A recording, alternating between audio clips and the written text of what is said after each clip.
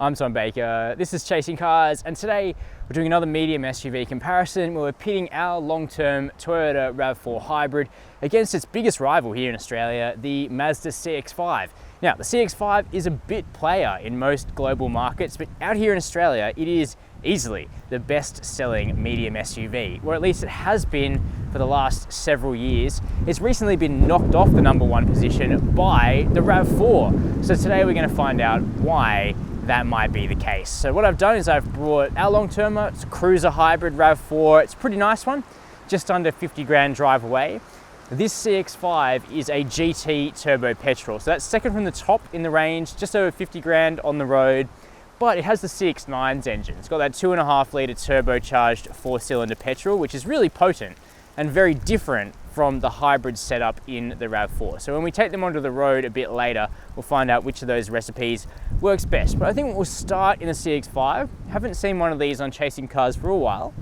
It still looks pretty good. You know, we got a new shape a couple of years back, and I think it's aging pretty well.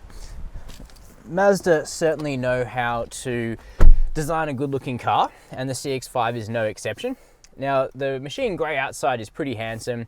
Here in the interior, it's pretty dark, it's pretty black, but this car has a really nice premium plush feeling cabin, and that starts with all the materials. The perceived quality is very high. We've got plush pads here where your leg rests, my favorite feature. We've got it up here on the dash, on the door tops. The seats are very soft. You know, it gives you a really overriding character of a luxury car inside, which is nice. Also got Mazda's nice thin rim steering wheel. It looks and feels good. However, I would say the design is starting to date a little bit, but that's also probably because the new Mazda 3 is out. We also drove the new CX-30 last month in Europe, which all have new infotainment. Now, the old style infotainment is now looking old, but it is driven through a smart rotary controller down between the seats. That works well. It's actually the best way of dealing with infotainment in a car, in my opinion. Let me know in the comments if you have a different idea about that. So got analog gauges ahead of us. They look nice, but the digital screen that sits with them is very basic, but thankfully there's a full color head-up display, so that's all right. Now, in terms of the seats, they're a bit flat. There's not enough support laterally, and the seat squab is also a bit short, and I find they get uncomfortable sitting in them for long periods of time. That's one thing to note. You can get them in black, you can also get them in white and brown if you go for the slightly higher end model than this. But the GT is well equipped. We got Bose stereo, we got a sunroof. You know, you got most of the creature comforts in this grade. Now, 2 cup holders between the seats, pretty practical. Got a tray ahead of them. Big armrest here with 2 fast charging USB ports. So, you know, not bad up front. What's life like in the back? That's what we're gonna find out right now. Because the CX-5 is interesting. It's actually quite a compact SUV, but look at these doors, wow. They open like more than 90 degrees, so fitting a child seat will be easy. Step-in height's not too high, anyone can do it, even your grandma. But for me at 6 foot sitting behind myself, it's clear that there's not a huge amount of space. Headroom isn't a problem, plenty of that, but my legs are touching the seat in front. My toes do have good room to move, but this is a pretty compact medium SUV. When we jump in the Toyota in a minute, you'll see just how spacious this class can get. Mazda are learning very quickly about how to package their SUVs. The new CX-30 is like as roomy as this, but smaller and therefore easier to park. So that'll be out in Australia in like 6 months if you can wait. Maybe it's worth it. We do have air vents back here though. We've got a flip down armrest with 2 cup holders, a pencil slot or something, and also a felt lined sort of inner tray with 2 fast charging USB ports.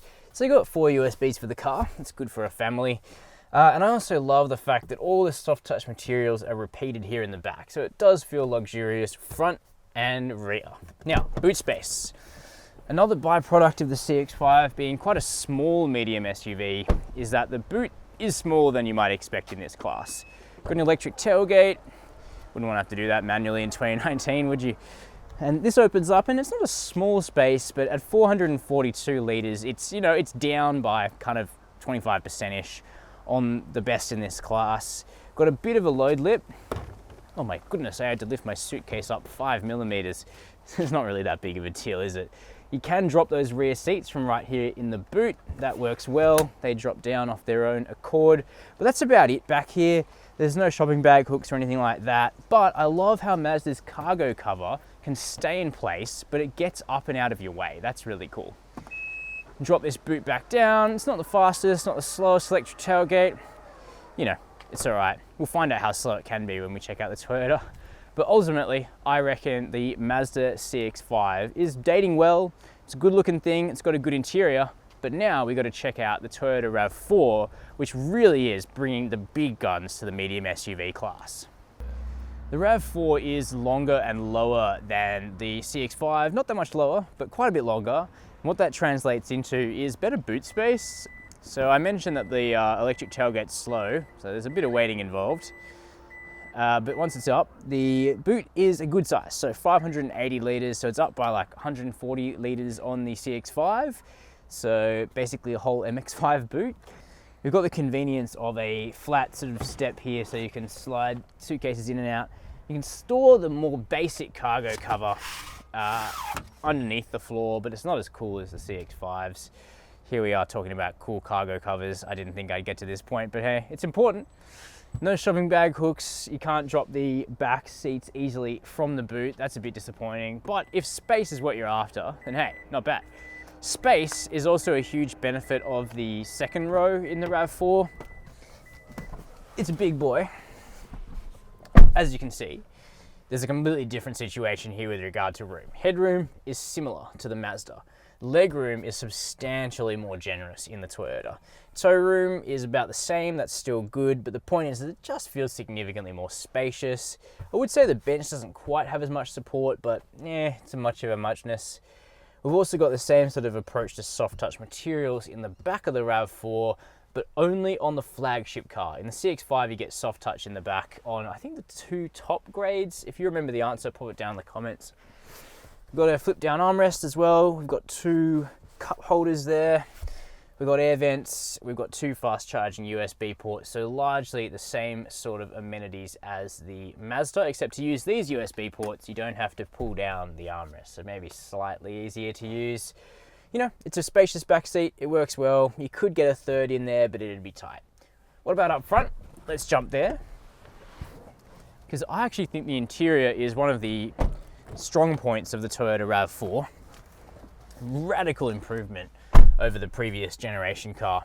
It's comfortable, it's premium, it looks good, and it's very functional. Now, not everyone likes these tablet style touchscreens. I don't really care either way, to be honest. It works pretty well. Toyota's software's okay, but where the Mazda currently has Apple CarPlay and Android Auto, you have to wait to get it in Australia on the RAV4.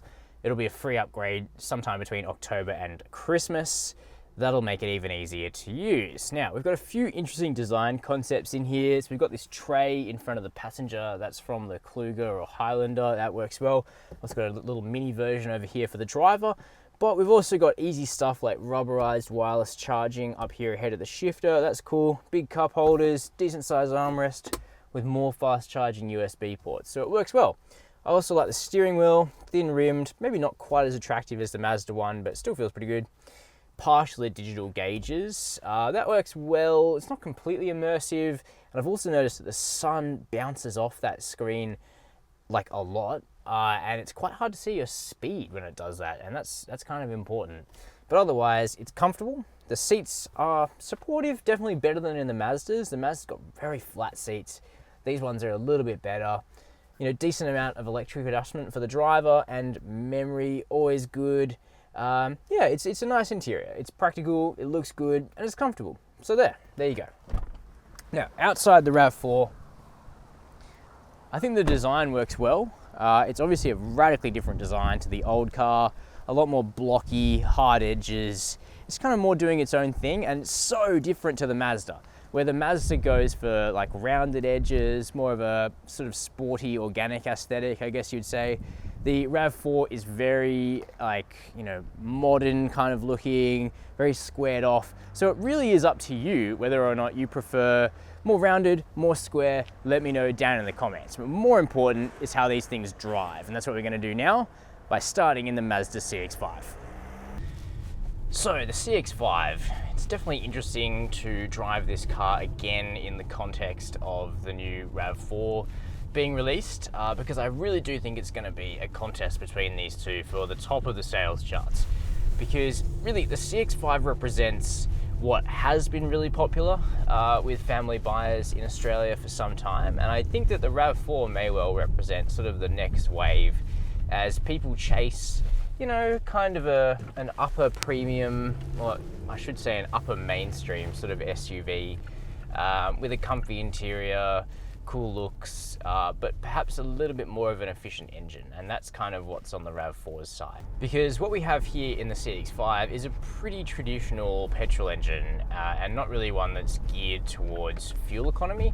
Now, some people won't mind that, and they prefer, you know, higher performance SUVs, and for that kind of buyer, the CX-5 now really caters, because this one that we're driving here has the really premium engine, the 2.5 litre turbocharged petrol 4-cylinder, making 170 kilowatts of power and 420 newton meters of torque, which is a stack of torque, probably more than the RAV4 is producing even with its 3 electric motors, although we don't truly know because Toyota don't publish a combined torque figure, sadly, for the RAV4.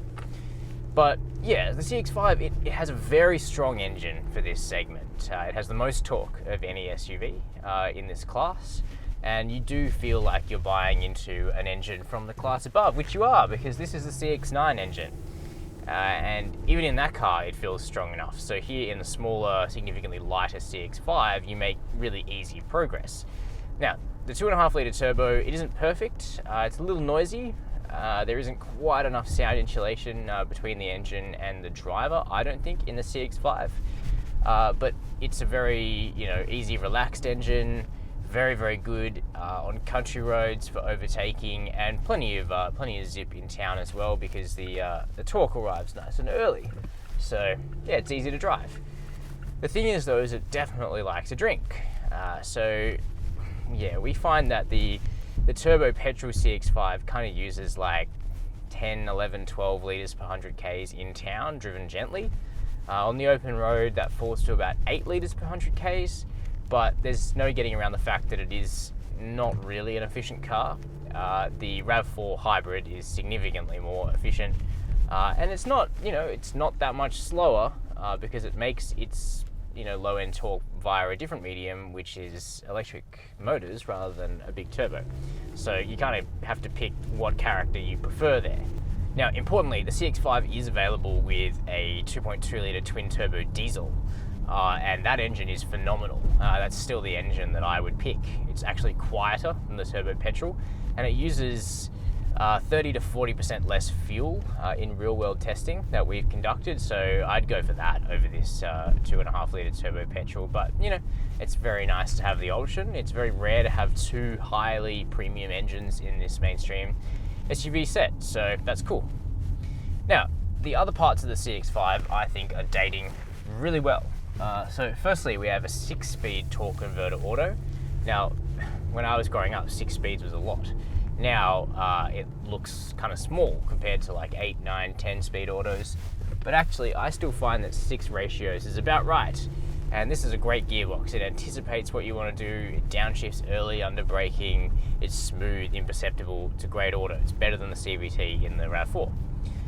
CX-5's handling is also very nice. Mazda do say they put a dash of sports car handling into everything that they do, and I'm not telling you this is a pumped up MX-5 or a cliche like that, but it is a nice SUV to drive. The steering in particular is very nice, very well connected, quite direct, good kind of weight to it, and the chassis is good. It sits nice and flat in the corners. You can feel the rear end working with you. The ride quality, it's not as good as the Toyota. It's definitely stiffer and a bit firmer. And it's kind of confusing because sometimes it'll iron out consistent bumps well, and at other times it'll really find sharp edges that the RAV4 just doesn't pick up. So the more comfortable and relaxing kind of cruiser is the RAV4, but the CX-5 is not uncomfortable by any stretch. It's just firmer, just a little bit more dialed in than the Toyota, so you can kind of pick what works for you. They're both about as quiet as each other, to be honest, apart from the fact that you hear the engine more in the Mazda because the engine is on more. We also have all of the safety tech at this level. The GT is pretty well equipped. Only a couple of extra features are held out for the top end car, but we have adaptive cruise, we've got blind spot monitoring, we've got lane keep assist, and it doesn't work that well, but neither does the Toyotas, so clearly both companies are still working that one out a little bit. So how does the RAV4 compare to the CX-5 from behind the wheel? Pretty well, I would say. I still find the Mazda a more fun car to drive, I'll disclaim that first, but the Toyota is easily good enough that the driving dynamics wouldn't really push you over the edge into not buying this car, certainly not by a long shot. A lot of that is to do with the new chassis under the RAV4, so TNGA is really good. We've enjoyed it in every Toyota we've driven that sits on this platform because it just amps up the driving dynamics to such a degree over the cars that used to wear these badges, including the RAV4. So way better body control than before, great steering, good handling, and a comfortable ride. I mean, it blends all of those things. The CX-5 still gets it for kind of dialed in driver engagement. I find that the Mazda is a little more predictable when driven towards its limits. It's more fun on a country road, and it's a bit lighter, but the RAV4 stands up well. And in urban driving, it's actually the Toyota that's more comfortable. It wears slightly smaller wheels, 18 inches, and the suspension is set up for comfort on this Toyota, which I think is actually what most people want in this genre of car. Sporty's great, but if you want a sports car or a sporty family car, you just buy a wagon. You know, an SUV is an errand car at the end of the day for me. Now, it uses way less fuel than the Mazda. So the Mazda has that turbocharged 2.5 litre petrol. We also have a 2.5 litre petrol here, naturally aspirated, but we have the benefit of 3 electric motors and a 1.9 kilowatt hour battery. So we produce almost as much power as the Mazda, 163 kilowatts in the Toyota, a little bit less torque, I think, although Toyota don't publish a torque figure, so I can't say for sure. But it still feels pretty nippy. It's pretty good. It's quick enough in the country, it overtakes pretty well, but it uses considerably less fuel, half the fuel really. So our average over 3 months of motoring in the RAV4 has been 6.2 litres per 100, and other owners report being able to do better than old leadfoot me over here, but that's an awesome figure for an SUV of this sort of size and weight. It's really good. So if you're interested in cutting your sort of day-to-day operating costs with whatever car you're running, the RAV4 can do that easily. But the hybrid doesn't just save fuel, it actually makes it quite fun to drive because it's quite torquey. So it jumps into gaps in traffic easily. It's also a little easy to see out of this car. It's more conventionally shaped, quite blocky and square, so the windows are big, mirrors are big. You know, it's quite a practical, easy car to live with and kind of drive every day. That said, there's a few little issues. So the gearbox, a CVT, isn't as nice as the 6-speed torque converter in the Mazda. The suspension is also noisier in the Toyota. It's more plush, but you hear what it's doing quite easily, especially from the rear end. Kind of suspension seems to bang around a little bit. But apart from that, you know, you can't really complain too much. I would say the engine's a little thrashier. So at full throttle in the Toyota, you hear the engine more so than in the Mazda. It's not a very sweet sounding engine either, but that's about it. Lots of safety tech on the Toyota. The lane keep assist isn't great, but everything else works well, including the 360-degree camera, the adaptive cruise, the blind spot monitoring. It's all there. So there's an overview of the new Toyota RAV4 and the Mazda CX-5. The RAV4, it's honestly a better all-round family car. Not only does it barely use any petrol, but it's just got the space you actually need to be able to take 4 or 5 people on board, plus a fair bit of luggage behind them. It's a really good modern 5-seat SUV, but the Mazda CX-5 has plenty of its own charms. It's really good to drive, really good to look at, and it has a really nice plush interior.